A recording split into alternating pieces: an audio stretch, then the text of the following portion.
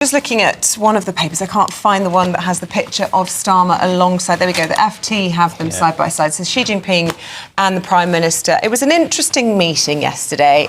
He said that we will be predictable, respectful, and whatever your views on, the last 14 years, it certainly has been pretty chaotic, probably from the outside looking in. Lots of changes in approaches and tacks, particularly when it comes to China, with the golden era under Osborne and Cameron, and then you had a bit of warmth from Theresa May, and then a much more hawkish recent approach in this epoch-defining challenge. But Starmer promising something altogether very different.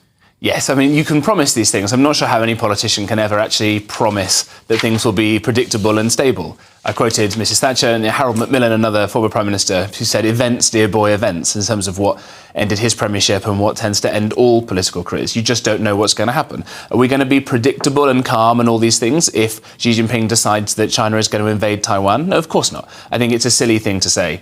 And I think that in a world where Donald Trump is coming back in and a lot of the advisors around him are very clear. How can you be predictable with Trump? Well, quite. And a lot of the advisors around him are saying the reason that he is not going to be perhaps so supportive on, say, the Ukraine-Russia war is because America hasn't got the resources to fight all of these global conflicts, and its big structural challenge, let's call it an enemy, is going to be the People's Republic of China. I think we're getting to a point where you cannot coexist necessarily peacefully and have cosy, comfy trade with a communist dictatorship that is actually committing genocide in its country against the Uyghurs.